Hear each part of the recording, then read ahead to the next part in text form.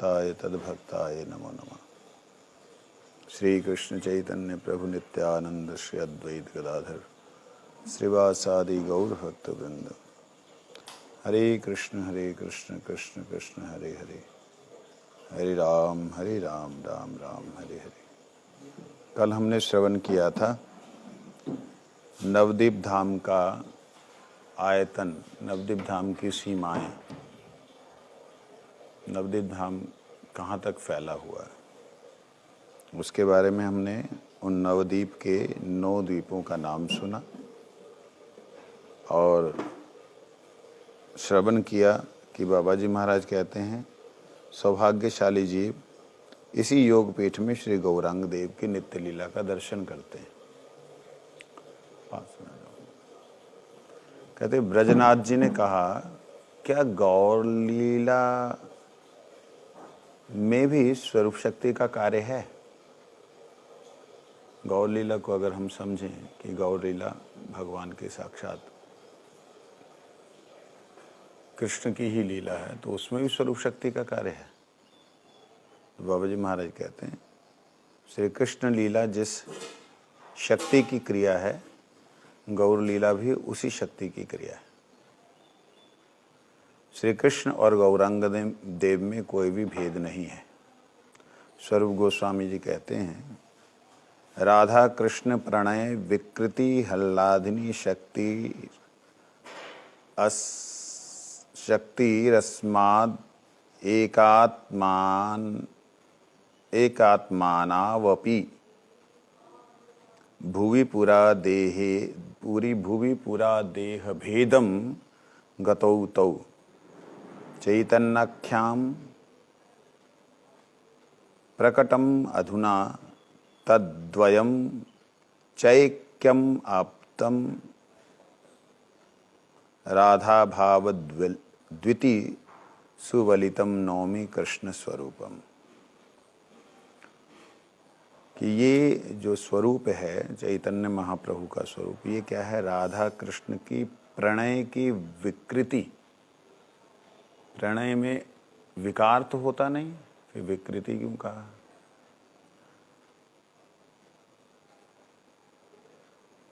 प्रणय में विकार होने से तो प्रणय का मतलब क्या है?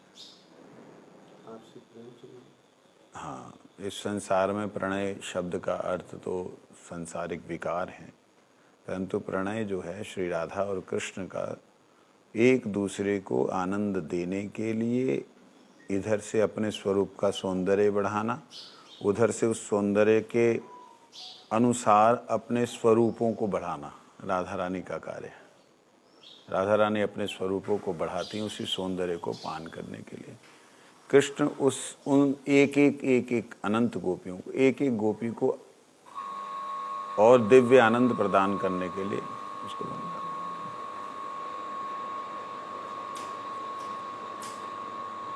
दिव्य आनंद प्रदान करने के लिए वो चलाना पड़ेगा उसको। हाँ, माइक चालू कर दो। दिव्य आनंद प्रदान करने के लिए चैतन्य महाप्रभु ने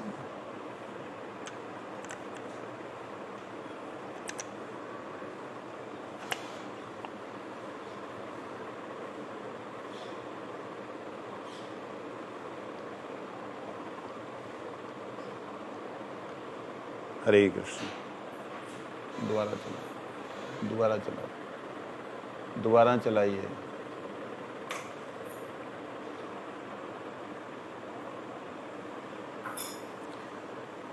हरि बोल, चलाइए।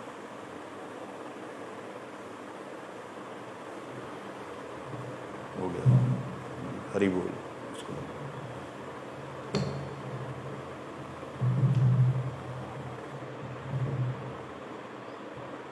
हरे कृष्ण। तो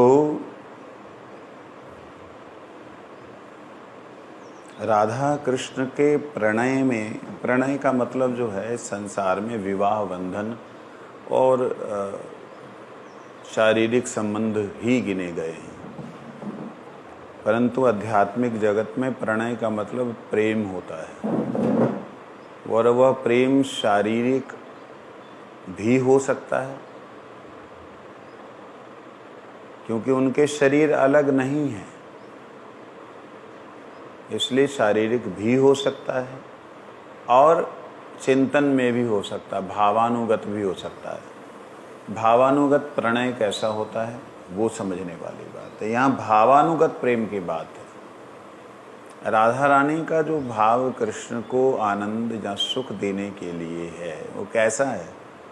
वो है, मोरे यदि दिया दुख तार होय महासुख से ही दुख मोर सुख वर्य।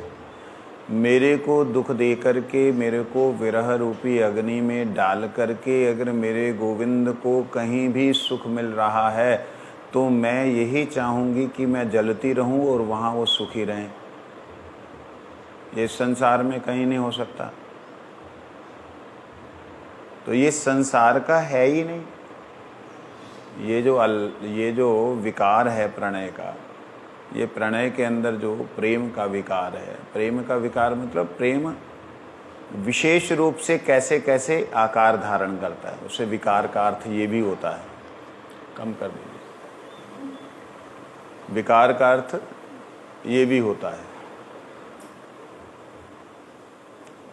कि विशेष कैसे रूप धारण करता है, यह है विकार। विकार का मतलब केवल उल्टा ही नहीं होता है, द एक्शन ऑफ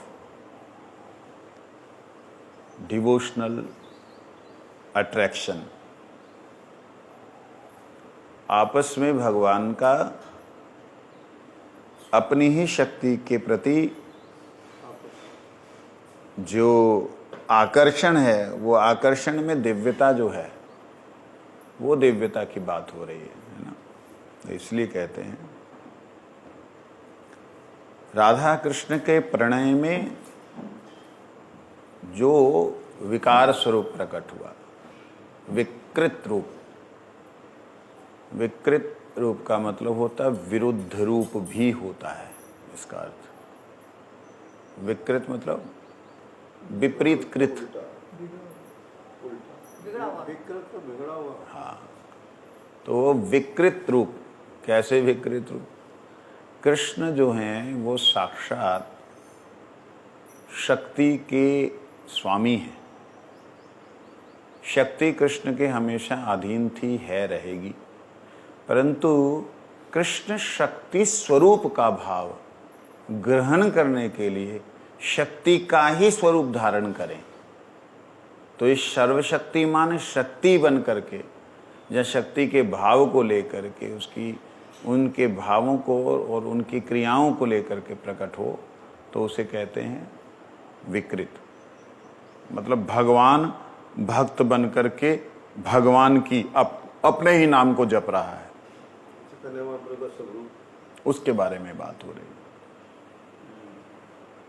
तो कहते राधा कृष्ण के प्रेम में ऐसा भाव बना। क्यों बना? क्योंकि कृष्ण ने देखा कि मैं अगर राधा रानी से दूर जाता हूं तो राधा रानी में क्या होता है। राधा रानी के भावों को जब कृष्ण ने छिप करके देखा तो हैरान रह गए कि ये क्या है। फिर जिज्ञासा हुई, ऐसे कैसे हो सकता है? क्यों? राधा जी तो मेरे अंतःकरण में है ही हैं, मैं ही राधा हूं। फिर राधा जी मेरे विरह में ऐसा कैसे हो सकता है, कर सकती हैं? ये मन में, हृदय में ठाकुर जी के भाव आया। आने से वो श्री राधा जी के सामने प्रकट हो गए। विरह की अग्नि को खत्म करने के लिए राधा जी के आगे प्रकट हो। राधा जी के आगे जैसे प्रकट हुए, उससे पहले ही राधा रानी ने कृष्ण नाम का आश्रय लिया और नाम आश्रय लेने से कृष्ण नाम में प्रवेश कर गई।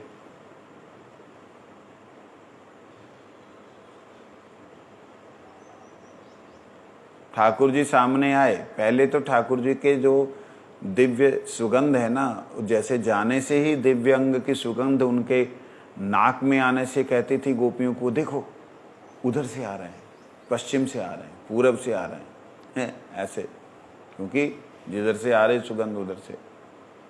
परंतु आज सामने खड़े हो गए, राधा रानी होते हुए भी नहीं है। कहाँ चली गई? अपने आप में आत्मा राम हो गई। कैसे? कृष्ण नाम जैसे ही लिया, कृष्ण नाम का जो रूप है वह कृष्ण नाम का रूप, ये बहुत बड़ी विचित्र बात है। कृष्ण नाम का रूप अलग है ना, कृष्ण स्वरूप ही कृष्ण नाम रूप है, लेकिन कृष्ण नाम रूप में कृष्ण के नाम का एक जो प्रभाव है, एक जो उसका स्वरूप है, एक जो स्वभाव है, वो ऐसा है कि कहते एक कृष्ण नाम लेने के लिए करोड़ों जिह्वाओं की लालसा होती। क्यों? क्योंकि कृष्ण नाम तो लेगी मेरी ये वाले शरीर की जीव, लेकिन इसके साथ जो करोड़ों और जुड़े हुए जीव हैं, सेल हैं, वो कहते हम भी बोलेंगे। कैसे बोलोगे? बोलने वाले जीव एक है, इसलिए करोड़ों जिह्वाओं की लालसा होती है। और एक बार उन करोड़ों जिह्वाओं में केवल मात्र एक कृष्ण नाम 2 अक्षर वाला वो जब प्रकट होता है तो अरबों कानों की जरूरत पड़ती है उसे सुनने के लिए। अब उन अरबों कानों के द्वारा श्रवण जब किया गया है, कल्पना कीजिए पहले 2 कान थे, अब अरबों कानों से सुना गया हो, तो वो कृष्ण नाम जब हृदय अंगन में जाता है, वहाँ पे सारी इंद्रियां शिथिल हो जाती हैं, क्योंकि सारे के सारा जो समाविष्ट जो समष्टि है वो सारी की सारी भीतर प्रवेश कर जाती है। हृदय भी फिर करोड़ों अरबों हो गए, करोड़ों अरबों हृदय जो वो सारे हृदय इधर आके घुस गए। नहीं देखो ना, जब उनमें वो चेतनता है। नहीं, ये तो हमारी मेरी ये व्याख्या है। वहाँ पे तो कृष्ण राधा रानी का तो जो अनंत गोपियाँ हैं ना, वही उनके अंग प्रत्यंग हैं, वही उनके वो हैं। तो वो सारे के साथ, क्योंकि राधा रानी के हृदय में आ रहे हैं, सारे के सारे उसी में समाविष्ट हो रहे हैं। गा राधा रानी ही रही हैं, लेकिन सारे की सारी उनके साथ समष्टि गा रही है। तो वो एक अलग आनंद है। तो उसमें डूबने के बाद, मतलब एक हृदय में प्रवेश करने पे अरबों हृदयों का आनंद उसमें प्रवेश कर जाता है। तो वह समाएगा कौन, किसमें, कौन अनुभव करेगा कि कृष्ण सामने आया हुआ है। कृष्ण इस भाव को देख करके कि ये क्या है ये क्या है, मैं आया पता ही नहीं लगा, मेरी बांसुरी बजी कानों में सुनाई नहीं दिया, क्योंकि उसमें कृष्ण नाम। ओहो, वो तो छोड़ो, मैं पास में राधे राधे कर रहा हूँ, श्री राधे श्री राधे स्पर्श कर रहा हूँ, पता ही नहीं लग रहा। कहाँ मेरी अंग गंध की सुगंध से श्री राधा जी चंचल हो जाती, आज कहाँ मैं उन्हें स्पर्श कर रहा हूँ, राधा रानी को कुछ हो नहीं रहा। स्पर्श करके आलिंगन करके ठाकुर जी चुम्बन कर रहे हैं, तब भी उन्हें पता नहीं लग रहा। बताओ, ऐसी अवस्था में डूबी हुई श्री राधा रानी की देख करके ललिता जी से पूछते हैं, हे देवी ये किधर हैं, ये हैं कहाँ पे? ललिता जी ने डांट करके बोलते, ये तुम्हारे नाम का ही प्रभाव है, ये तुम्हारे नाम ने ही ऐसा कर रखा है। तुम कहते मेरे नाम में क्या इसमें है क्या? कहते ये हमें भी नहीं पता ये है क्या, ये बहुत बड़ी बीमारी है। कहते मेरे को पिलाओ ना, ना तुम ना सहन कर पाओगे तुम ना समझ में आएगा तुम्हारे। क्यों? अरे रसगुल्ले को रस का अर्थ क्या समझ आए? रस पीने वाले को तो पता लगेगा मीठा कितना है कितना। अरे तुम्हें क्या समझ आएगा, तुम तो रस हो, हम तुम्हें पी रही हैं। कहते मेरे को भी अब जो है पीने वाला बनना है। रसगुल्ले को क्या कितना मीठा हूं मैं। हाँ, अब मुझे भी जो है पीने वाला बनना है, मुझे भी रस पीना है। तो कैसे पियोगे? राधा जी के अनुगत्य करना पड़ेगा। श्री राधा जी का अनुगत्य मैं करने को तैयार हूँ। तो राधा जी के अनुगत्य में वहाँ पे ललिता जी का अनुगत्य करते हैं, क्योंकि राधा जी तो कृष्ण को कष्ट हो ये तो सहन भी नहीं कर पाती। कृष्ण को कष्ट हो, वो तो पहले ही अपने कष्ट को भी जो है कृष्ण के सुख के लिए सभी सुखों का राजा मानती कि सारे सुखों में यही सुख श्रेष्ठ है, यही दुख श्रेष्ठ है जो मेरे गोविंद को सुख दे रहा है। और अगर गोविंद ही मेरी भावनाओं में भावित होकर के, जैसे मैं उनके लिए रोती हूं वो भी रोने लग गए, फिर तो मैं कहाँ जाऊंगी? राधा रानी कहाँ जाएगी फिर? सोचो, कृष्ण आनंदित हो रहे हैं, ये तो उनको सुखी, उनको तो अच्छा लगता है, लेकिन कृष्ण दुखी हो रहे हैं, इस कहाँ लेके जाएंगे, किधर जाएंगे? तो इसलिए राधा रानी कृष्ण को वह प्रेम देने की कोई बात सोचती भी नहीं। तुम तो हमारे इष्ट हो, तुम तो अभिष्ट हो, लेकिन राधा रानी इच्छा शक्ति है कृष्ण की। अब कृष्ण की तीव्र इच्छा हुई, तीव्र इच्छा होने से श्री राधा जी के हृदय में मान भरा। मान, वो भी योग माया ने प्रेषण किया, जाओ ऐसे मान नहीं रही है माननी, अब मानेगी अभिमाननी, अब अभिमान लेंगे। और मान धारण किया, ठाकुर जी आए, राधा जी को हिलाया डुलाया, बात की, ना कर रही, जाओ जाओ वही संग रहो जा संग रात बिताई, जा संग रात बिताई, वहीं उसी के पास रहो जिसके पास रात को रह के आए। चंद्रावली है, इसमें भी है। हम चंद्रावली को बिल्कुल विपक्ष का समझते हैं। हमने कल परसों ही पढ़ा था कि एक तरफ श्री राधा जी हैं और दूसरी तरफ जो हैं चंद्रावली हैं, मतलब दोनों ही शक्तियाँ अगल बगल में हैं। कई लोग जो हैं इस चीज़ को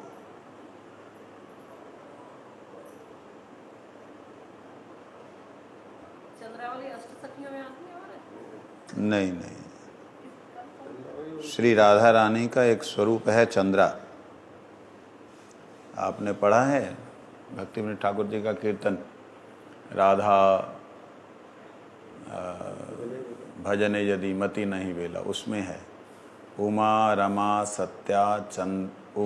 सत्या सची चंद्रा रुक्मणी राधा अवतार सब आमनाय वाणी। श्री राधा जी ने ही कृष्ण को एक दिव्य विकार, दिव्य प्रेम का आलाप, दिव्य प्रेम के उसके लिए जो है ये रूप धारण किया, विपरीत रूप, अपने विरोधी रूप, क्योंकि उनके अलावा तो शक्ति है नहीं ना। तो आज ठाकुर जी मनाने लगे, आए, तो राधा ने जाओ जाओ वही संग रहो जा संग रात बिताई, उसी के पास रहो। और ठाकुर जी कहें तो संग को नाई, कोटिन गोपी एक तरफ तो चरणन की छाई, आपके चरणों की छाया है वो। कहते ना ना जा जा जा संग रात बिताई।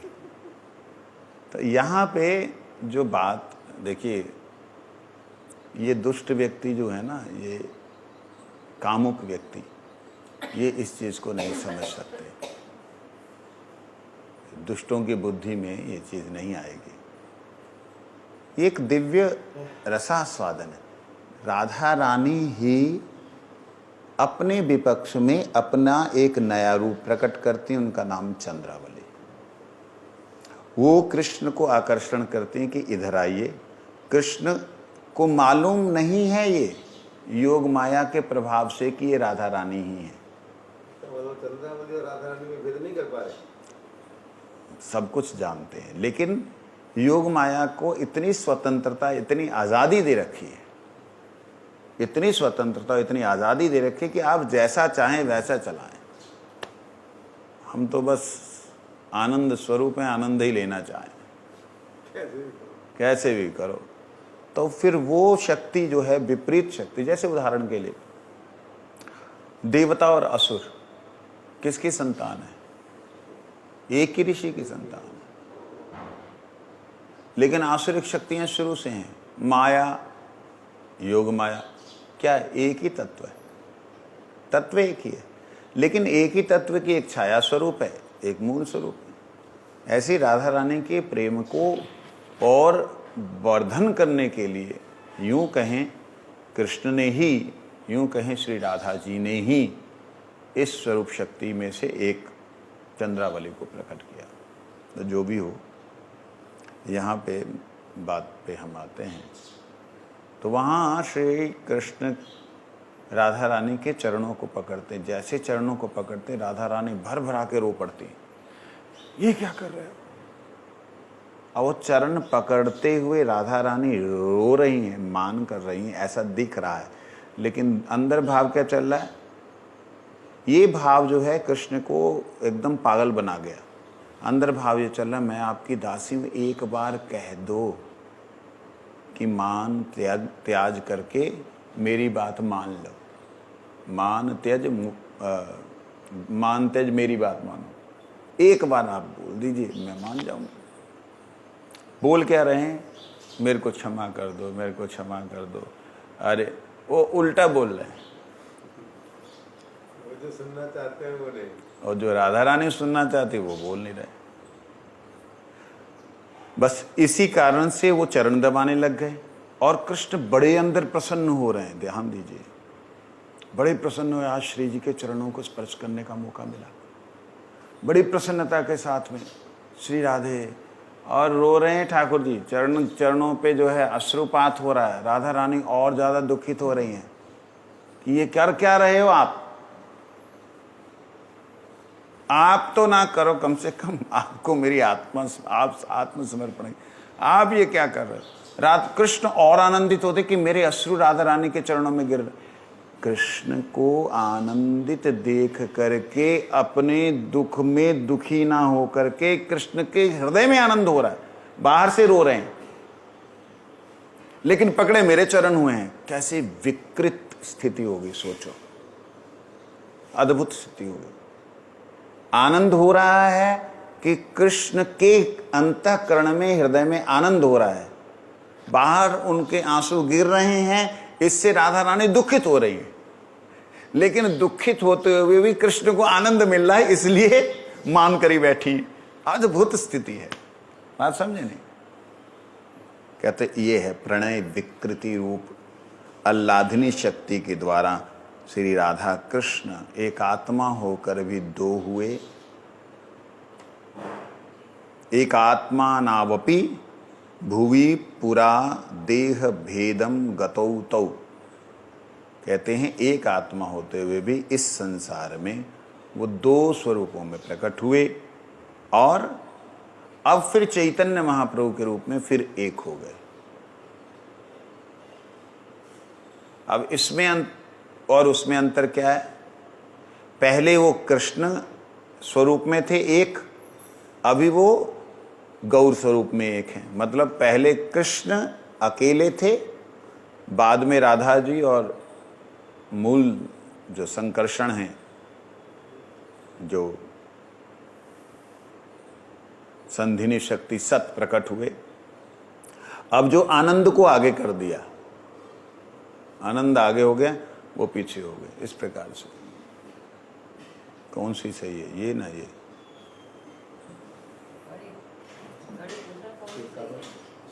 ये सही है, ये सही है, ठीक, ये थोड़ा हाँ। तो यहाँ कहते हैं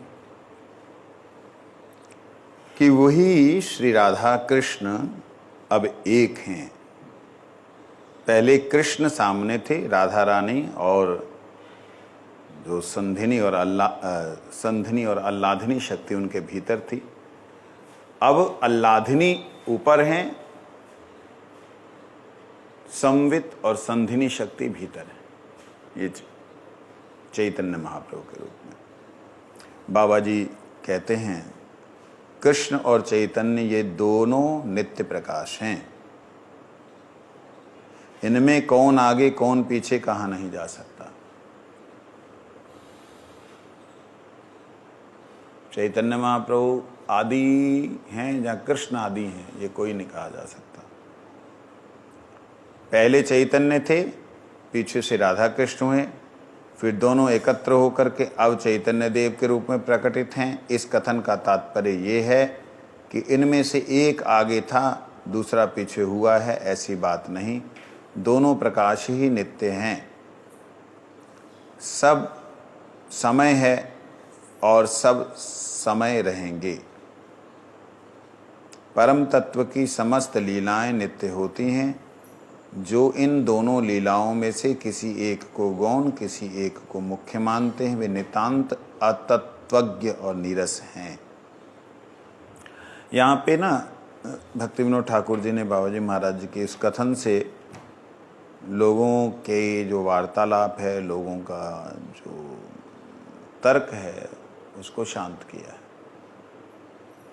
कोई भी ये ना कहे कि चैतन्य महाप्रभु तो बाद में प्रकट हुए, वो तो प्रेम के विकार से आए, ऐसा ना कहे। कहते ये दोनों ही नित्य तत्व हैं। भगवान की लीला नित्य है, इसलिए नित्य है, इसको आगे पीछे बोला नहीं जा सकता। तो जब बोला ही नहीं जा सकता तो फिर ये बात बोलने की जरूरत क्या? बोल तो रहे हो आप कि राधा रानी के प्रेम का विकार देख करके कृष्ण के अंतःकरण में जाए, बोल ही तो रहे हो। फिर भी कोई इस प्रकार से ना सोचे, इसके लिए सावधान किया।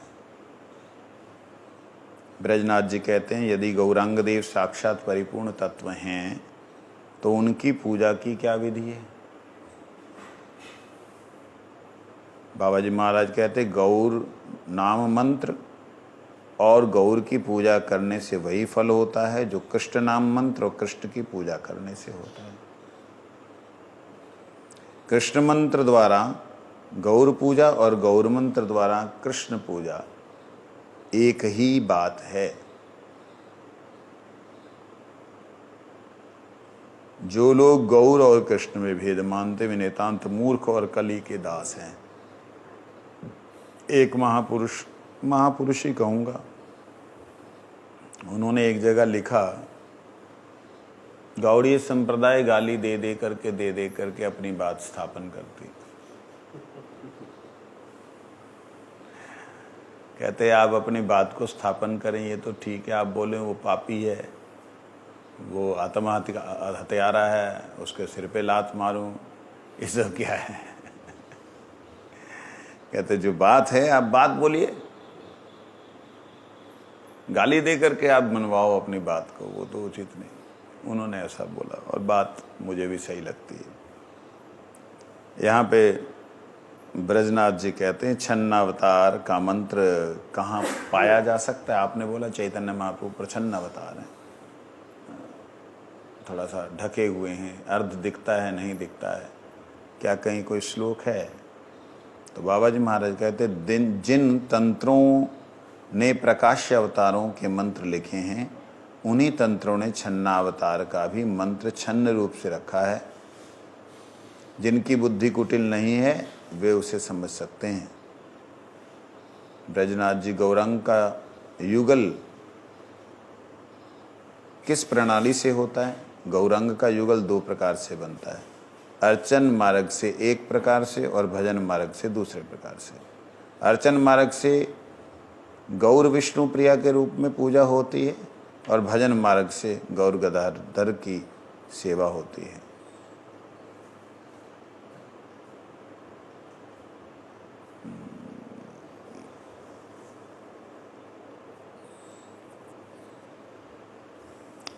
जब चैतन्य महाप्रभु अवतार हैं, इस बात की बात आई, कौन से अवतार हैं, कहीं कोई शास्त्रों में वर्णन है तो भक्ति विनोद ठाकुर जी ने यहाँ पे बाबा जी महाराज का कोई उच्चारित श्लोक नहीं प्रकट किया कि हाँ वो ऐसे ऐसे हैं।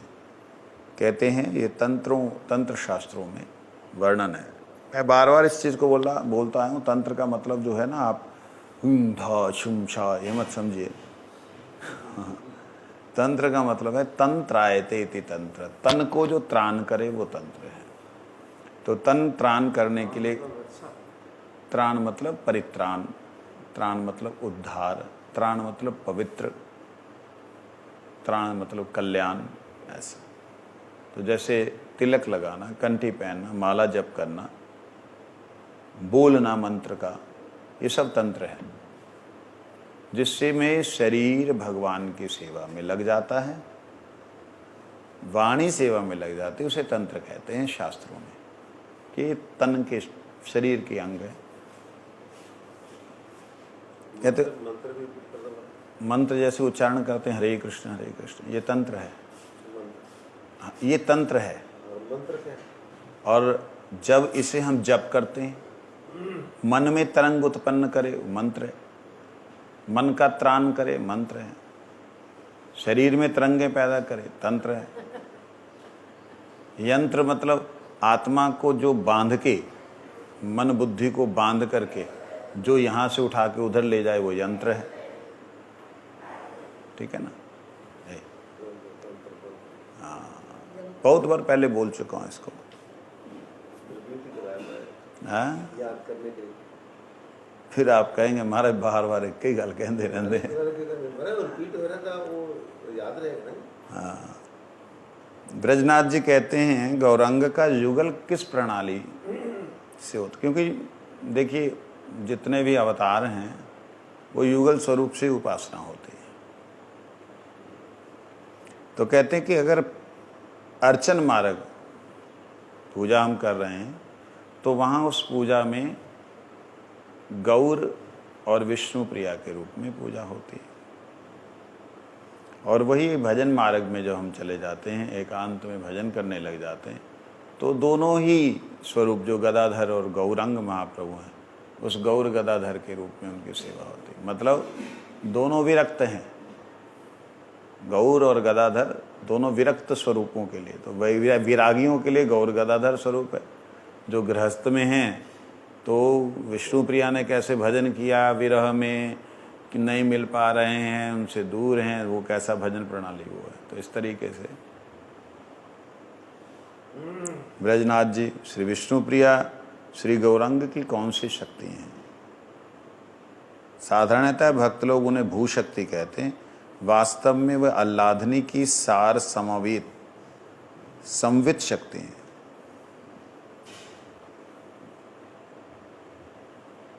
इतना खचर पचर है ना ये,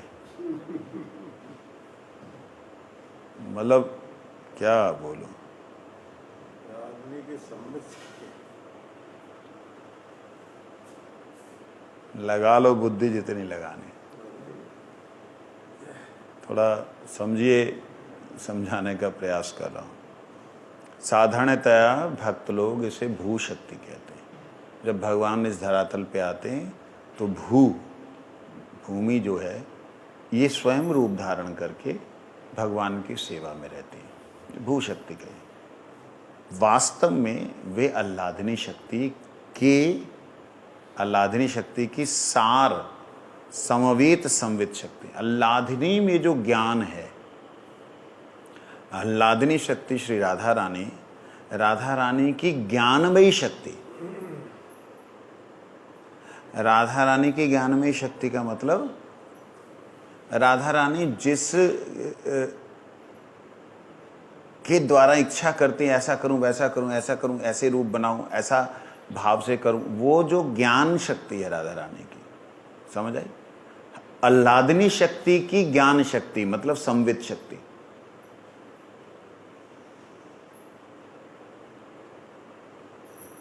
प्रत्येक जीव सच्चिद आनंद है, ठीक है? प्रत्येक जीव है।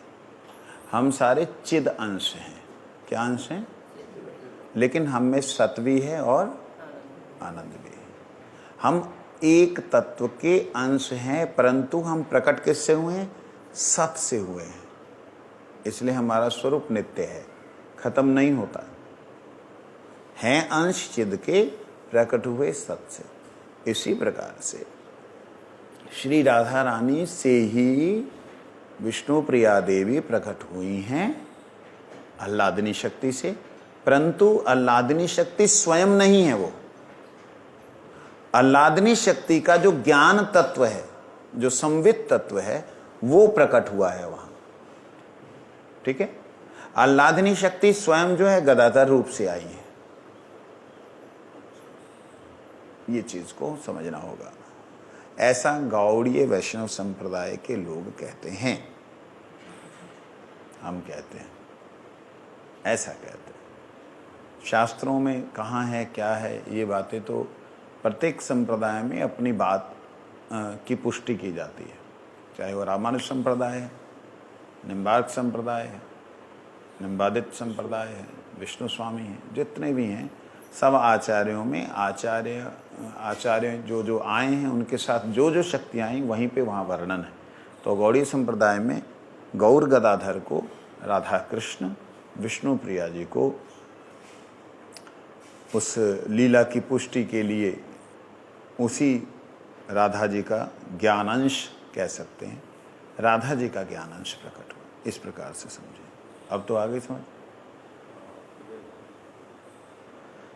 इसका दूसरा बोला है यहाँ पे, अर्थात भक्ति स्वरूपनी है।